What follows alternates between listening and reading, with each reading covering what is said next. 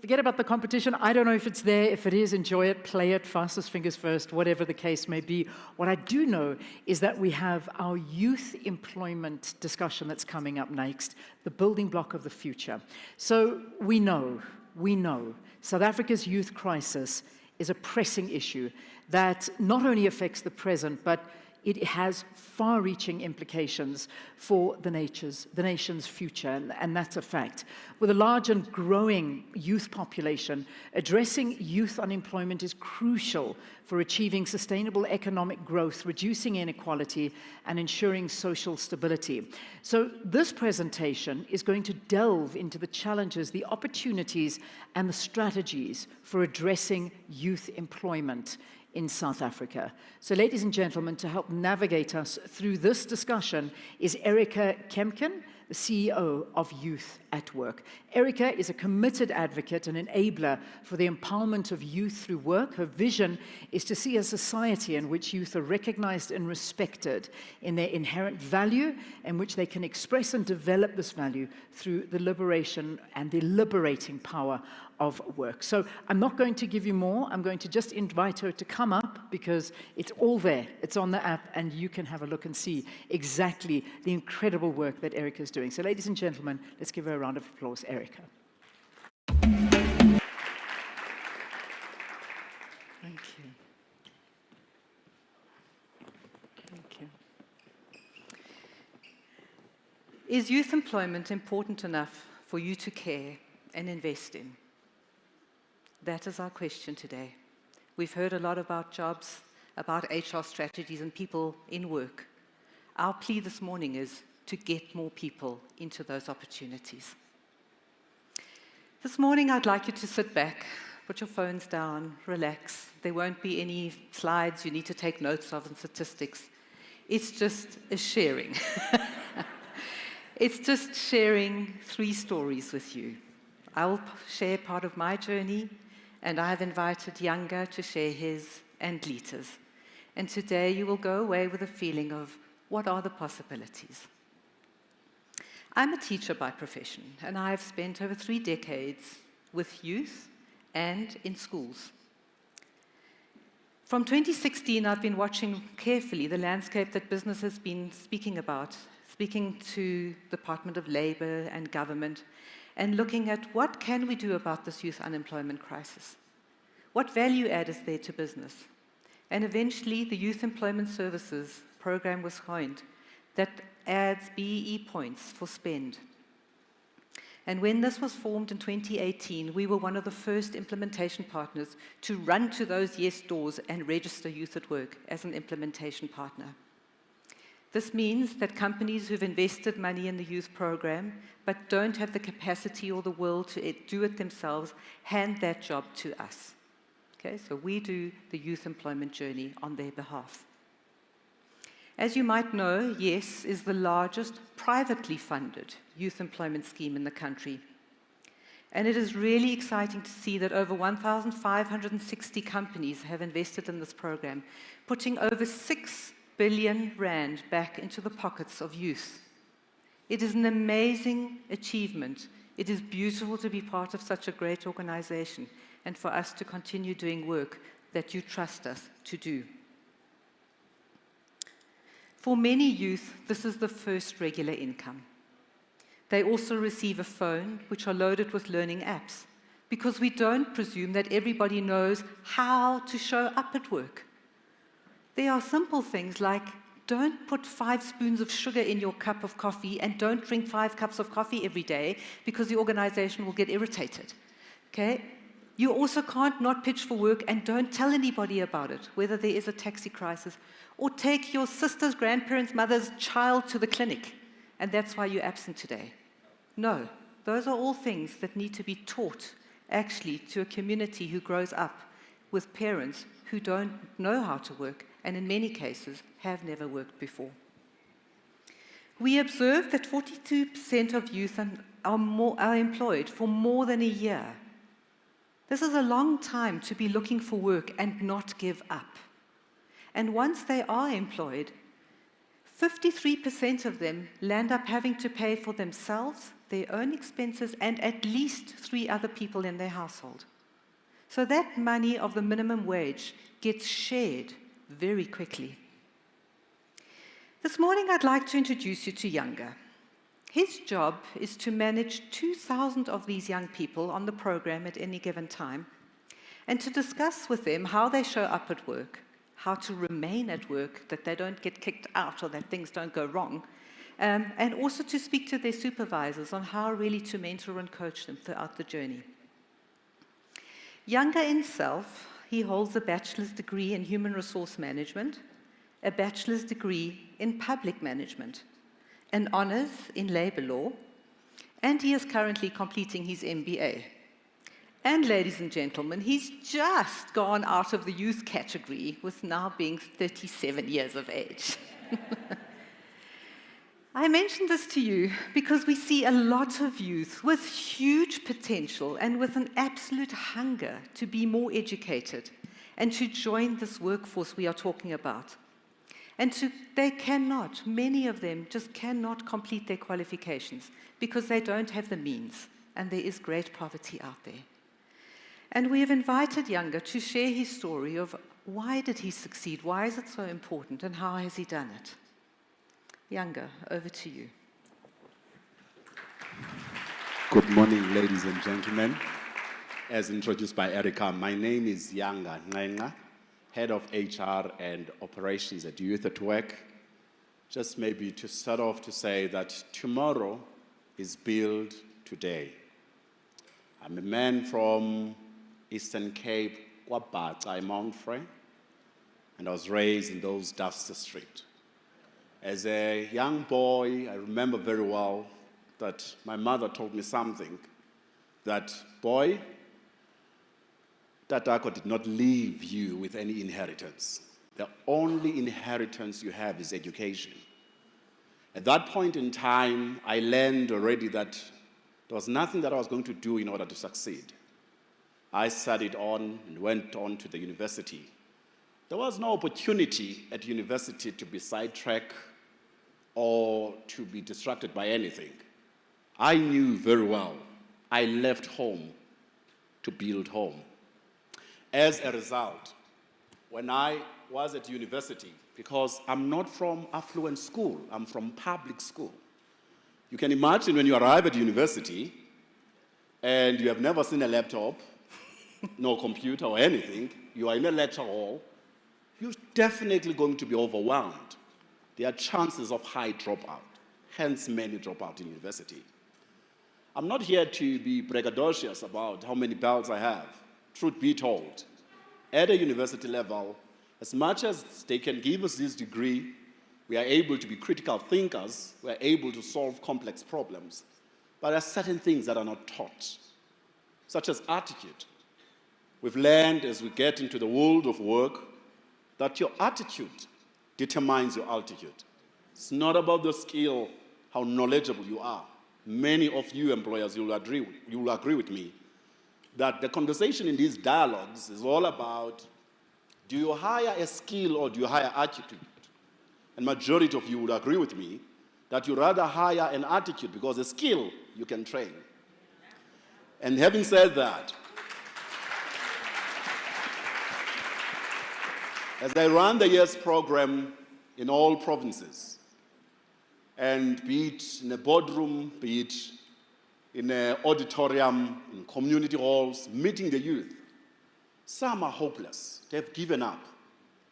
It is quite painful to see our young people having so given up in everything that they want to become, they aspire to become, because of lack of opportunities. With the YES program, this is not only a graduate program. This is not like all those other internships which focus only on the youngers who have some degrees. But we accommodate the grade 12s and others who have some skills, who are all ready to grab and make most of that one opportunity. When you look at the stats, employment stats, be it from Stats SA, they already, particularly in quarter 2, they say 60.7%, which is between the ages of 15 to 24. they are unemployed. I'm not really concerned about that because in our context of South Africa, 15 to 24, majority of them are still at school. The greatest risk, ladies and gentlemen, is in the age between 25 to 34. Because after 34 years old, without a permanent job in South Africa, it's very difficult. In these dialogues, the issue of age discrimination should be looked at as a risk because they always ask us, Younger, if then, Puti, after I'm 35, I don't have an opportunity, what is going to happen to me? Youth unemployment is a serious risk in South Africa. I'm here to say, higher graduate, you are all here, you are what you are because someone believed in you, someone saw a potential in you and gave you a chance. Please afford these young people an opportunity to give you their value proposition and show what they can do. Ladies and gentlemen, as I'm about to take my seat, I just want to encourage everyone here that youth is the future. We are agile, we are fluid, we are energetic. We can do a lot given the opportunity. We are our grandparents' wildest dream. We are our parents' legacy. We are our children's destiny. We are our own heroes. And we are the ones we've been waiting for. We are limitless. Ladies and gentlemen, I thank you.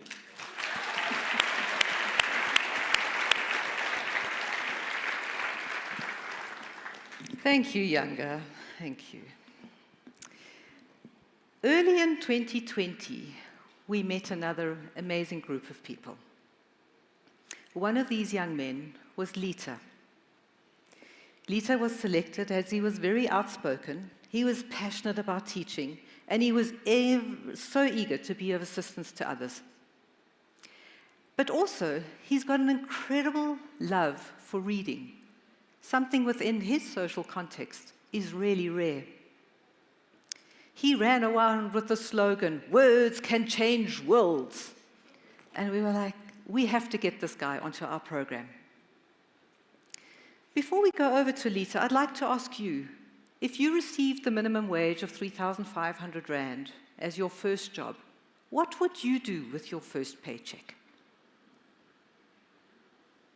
Well, we've asked this question to hundreds of youth on the program.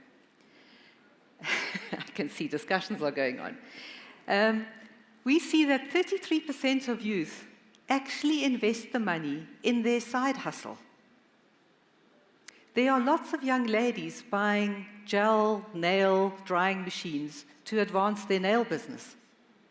There are others buying toolkits so that they can go and do a side hustle as an electrician or a mechanic. There are others who invest in infrastructure so that they can learn and develop and one day enter the world of work. They buy things such as a Wi-Fi router so that the world is at their fingertips, that they can access online learning, that they can open a LinkedIn profile. And there are others who have to contribute towards the household. We see items such as a fridge being bought, children's school fees being paid, either for their siblings or for their own children, and they contribute towards rent and food. Unlike learnerships and other programs, the YES program has two outcomes. The first one is that we really need to ensure that we practice this thing of going to work every single day and being there and being productive and excited about it for 12 months.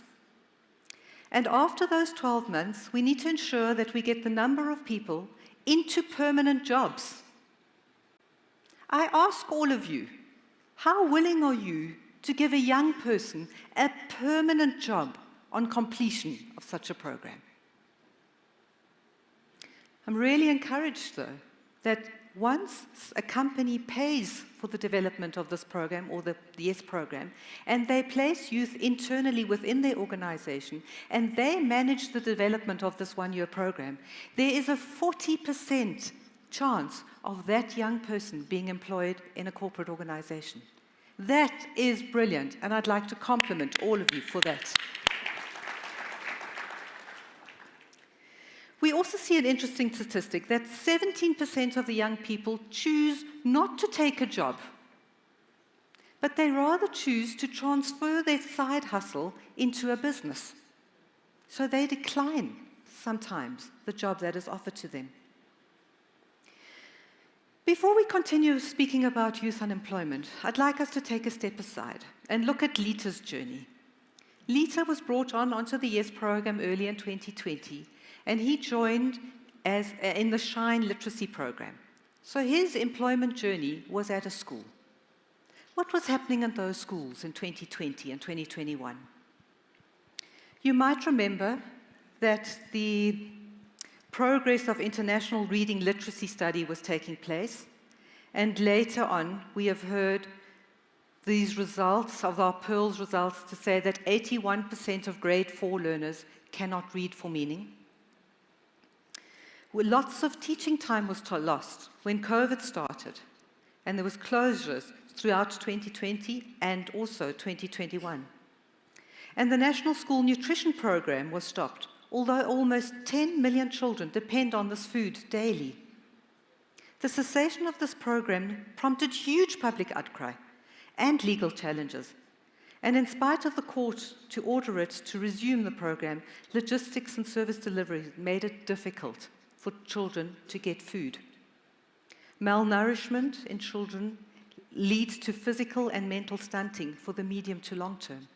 Ladies and gentlemen, we are seeing some of the effects now of that stunting due to malnutrition in 2020. Let's look a little further into education. Every school is mandated to screen, identify, assess all the learning gaps that a child has, and then to come up with a support program.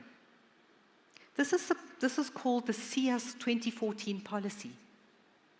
Imagine with our very overcrowded schools and challenging situations for teachers that schools are non-compliant to CS. We don't actually know where the learning gaps are. And in 2015, it was the last time that we ran the annual national assessments, meaning we don't really know where the children are at. And we also understand now that because of the loss and the closure in COVID, teachers are teaching curriculum, learners are well below curriculum. And this gap that we are talking about, of skills gap that you are speaking about in your organizations, is definitely going to increase in the years to come if we don't meaningfully and immediately close those learning gaps. The Center for Development and Enterprise also reports that there are huge levels of corruption in schools, there is lots of cadre deployment, and there is state capture. So we have no baseline assessments. We have got children who are stunted, we've got overcrowded classrooms, and we have 40% of our teachers resigning in the next 5 years. So this might be a catastrophe, but it also might be an opportunity. We currently have 45% of the children dropping out of school. So the youngers who have emerged are very few and far between, with the majority of children not even reaching matric. And those that do achieve it at very low levels. I'll close this with one last comment that I'm sure you've been watching the news. And you will have heard that the Portfolio Committee on Basic Education adopted the very controversial Basic Laws Amendment Bill 2 weeks ago. It's referred to as BELA. And in short, what this really means is that public schools are becoming state schools. There's far less flexibility in it, and there's more control. According to one of the world's leading economists and specialists in education reform, Professor Lance Pritchard, South Africa is the single biggest learning underperformer relative to GDP. This is among low and middle income countries. In short, we get extremely poor education outcomes despite the very high levels of public expenditure. So in Lita's case, he opted to not take a job, but to start a social enterprise. And his social enterprise, ladies and gentlemen, was to create a Lotion mobile library. Now, I'm sure you will agree that this is very plausible. to get more children to read. But how is he going to survive? Who is going to pay him for their children to read in a society when lots of the parents are unemployed and are not paying for services such as education and others? We've been watching Lita, and I'm really pleased to say that 3 years later, Lita has premises from which he operates his business. He has got 10 laptops, which were donated to him. He manages 15 members of staff who are paid for by YES and the social enterprise funding model. And he has over 200 learners who participate and come to his center on a weekly basis for homework supervision and reading.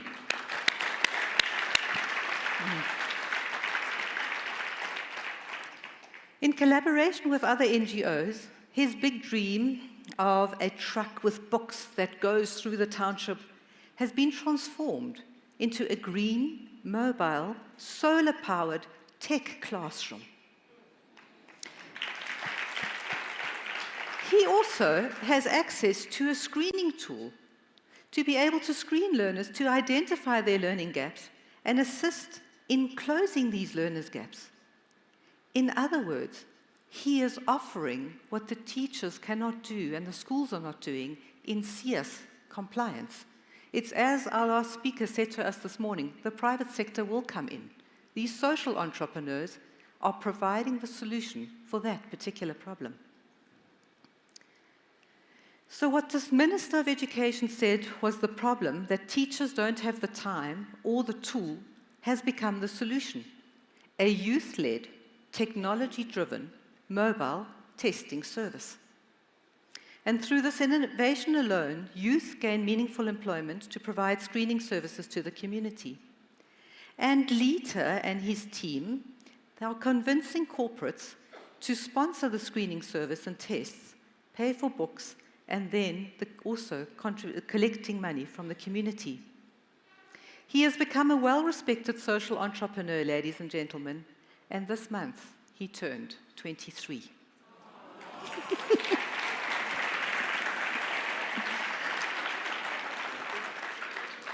It gives me great pleasure today to have Lita here. 2 weeks ago, I was in Cape Town. I read the speech to him, and he said, "But Erica, I have to be there." And I'm like, "Lita, I know, but we're also an NGO. I actually don't know how to fund to get you here." And I'll tell you a personal story. I'm really privileged today that my mother is actually here, and she paid for Lita's trip.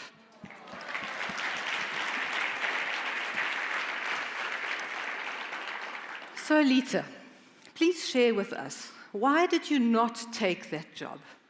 Why are you so passionate about social entrepreneurship? Hi, everyone. Before I start, I would love to share a chant that we practice at the center with the children. You can just follow me. Can we all say, "I'm great. I'm great. I'm strong. I'm strong. I'm smart. I'm smart. And I'm loved." And I'm loved. Thank you very much. Good day, professionals. My name is Lita Semsem. I'm 23 years old, and I was born and bred in the township of Khayelitsha in Cape Town. I'm one of the co-founders and project managers at Lokshin Mobile Library. It's a children's book machine. When I was 10 years old, I used to visit my grandmother's house, like after school with my friends or alone. And on this day, she sent me home with a packet of sweets to share, obviously, with my family. And when I got there, my parents were not there, and they have a business, so they sell meals around the community. And there was no one to share the sweets with. An idea struck me, and that was the beginning of my entrepreneurial journey. I sold the sweets to my friends and my neighbors. In 2018, during my matric, I wrote a story called The Environmental Selection, and it was published by Funza.mobi. And the story shared more about the importance of the environment within our spaces, and how, that it is possible for an environment to choose what type of a person or what type of an adult it wants from that young person, right? So let's make an example about two communities, Khayelitsha and Muizenberg. So Khayelitsha is a township. It's where I come from. And in Khayelitsha, we are exposed to maybe 70% of gangsterism, like alcohol abuse, teenage pregnancy, and school dropout. and 20% of professionalism, like interacting with lawyers, teachers, just like professional people. And now let's go to Muizenberg. In Muizenberg, it's a suburb area. A child in Muizenberg is exposed to 80% of professionalism and 20% of negative doings, like gangsterism and all the negative stuff. Now can you see that the environment is important? Fast forward, 2020 came through, and an opportunity came through Shine Literacy and Yes Youth. So what we were doing, we were trained to implement the Shine Literacy 1 hour with young children. And we are working closely with foundational phase children from grade R up until grade 3. And the idea is to sit down with them, help those who are struggling with literacy and numeracy. We were participating in paired reading, shared reading, heavy go writing sessions. And I was lucky that I was placed in a school within my community. So I got to interact with children from my community. And it was really, really a great opportunity. But seeing the children and their struggles and stuff, it really got me. And I was like, no ways. I definitely have to invest my energy into this. I was excited about the job because I'm getting paid, obviously. I'm a young person. I'm 20 years old. I'm going to rent my place. Bye-bye, mama, bye-bye, tata. I'm going to my own place now. I'm getting paid. But for me, also, it was a challenge because I needed to invest in my business because I was looking at sustainability. I'm employed now, but my idea is to make sure that what's going to happen in 5 years' time. And that was when I established a brand called Lokshin Mobile Library. Let's talk more about Lokshin Mobile Library. It's a children's book machine that travels all around our disadvantaged areas. And the whole idea is to introduce a reading culture. So what we do, we visit spaces where children, they feel comfortable at, because we want to grab them, we want to attract them.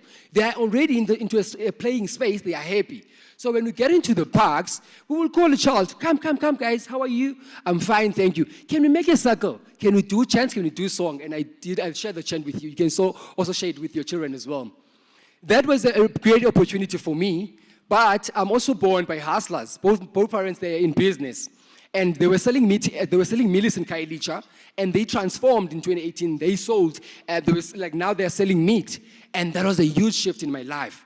They bought a car to push their business, and also what they did, they took me to a better school. And I was so happy. And the reason why behind it is because I had an opportunity to go out of that environment in Kailicha. I went to a school that offered me a better education and a better motivating environment, and it was beautiful.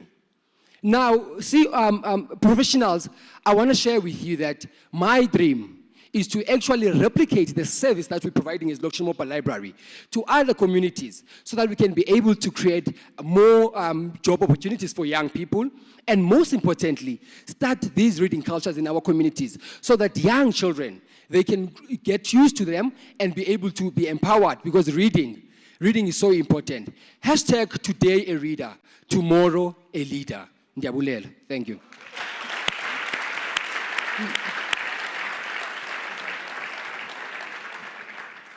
Thank you, Lita. Ooh, you can feel that passion. So let's take us back. We spoke this morning, the last speaker referred to the World Economic Forum report. And in there, it talks about the skills that are required for the future. And the skill number 1, analytical thinking. It's followed by creative thinking. And after that, self-efficiency skills, resilience, flexibility, agility, motivation and self-awareness, curiosity and lifelong learning. You might note that IT skills are well below those first 10 skills. Ladies and gentlemen, I think this morning you have seen that both Lita and Younger, and many young people like the two of them, are displaying all of these skills. They have a passion, a curiosity, a will to learn, and they are doing it. They are out there. We have that skill. There is also a very clear correlation between the state of education and the rate of youth employment. This is clearly outlined in the Irmsa risk report, with unemployment is also linked to increased social ills, such as crime, drug abuse, and poverty. To impact employability, we need to significantly strengthen the foundation of basic education. From the number of conversations I've been having with business leaders, they seem to argue that public education is the sole responsibility of the state. Well, I'm here today to ask that we together hold our state accountable to this and place more pressure on them to meet their mandate.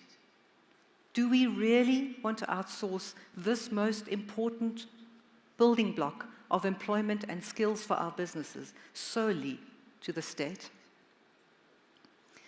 The call to action in the Irmsa report calls us all to address high levels of inequality by implementing programs to promote greater social cohesion and economic equity. This includes access to education, and we are asked to invest in education and skills development to improve the quality of the workforce, to promote innovation, and to increase productivity. Dr. Suleiman yesterday asked us to go into action and to be that change. What are we, what are you going to do differently after these 2 days? It costs 25,000 Rand per year for the state to educate one child in a public school. What Lita is doing of bringing the mobile screening service and transforming a culture of reading and closing learning gaps into the community, he is doing that at 285 Rand per child.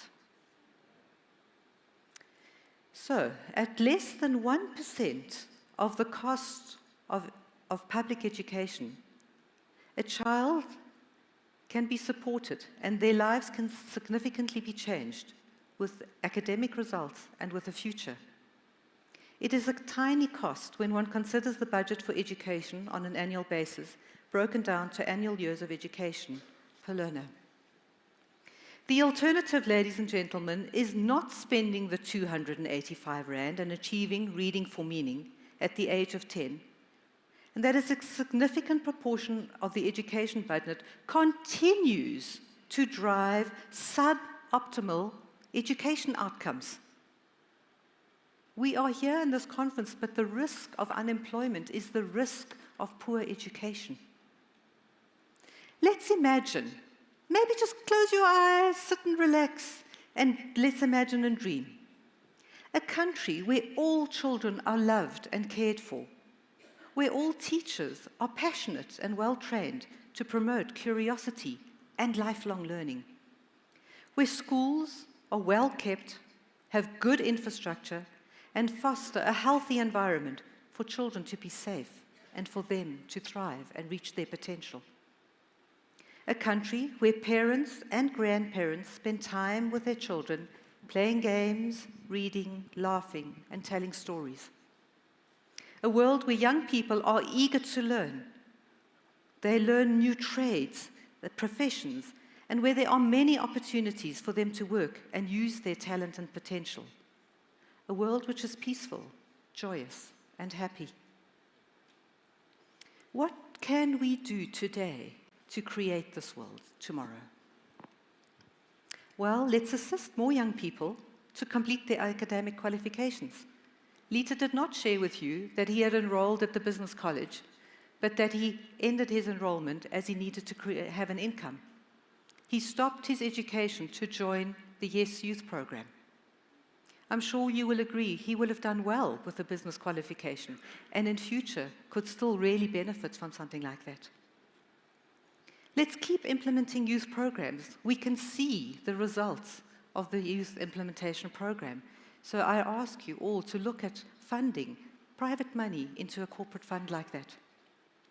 Let's work together to support young entrepreneurs, that they have the potential to employ other new people and provide much needed services in community.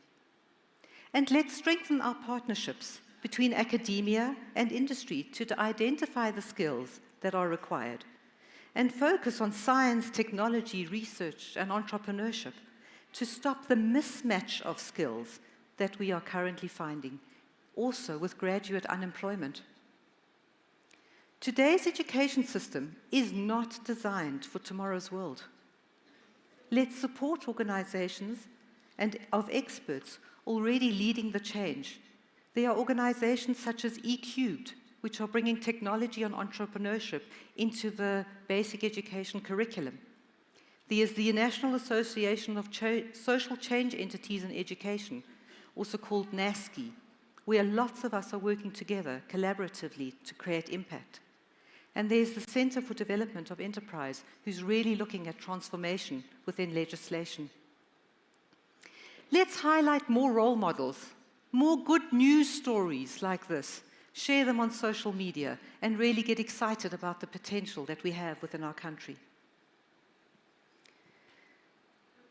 I'll ask again, we've got the big question up there. Why can you not afford to not care or do something about youth employment or education? You cannot afford not to think about it because business needs skills. We need economic growth. We've heard earlier this morning, we need 3% economic growth for more people to be employed now and in the future. We need access to education. It's not a right. It's not a privilege. It is it is a fundamental right and not a privilege. It is also the cornerstone to opportunity, both for individuals as they develop valuable knowledge and skills, and for society as future generation and skilled workers push new boundaries of innovation and productivity.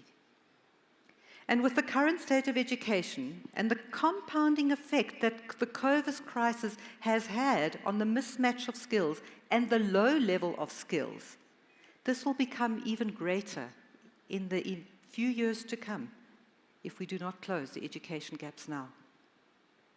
The employment and livelihood crisis is a massive risk, and it's at the heart of the triple challenge of unemployment, poverty, and inequality. And unless we effectively address youth employment, the risk leads to other risks, such as alluded by Lita, of spiraling crime, a breakdown in the rule of law, social inequality, and illicit economic activities. I have witnessed many Litas and many youngers.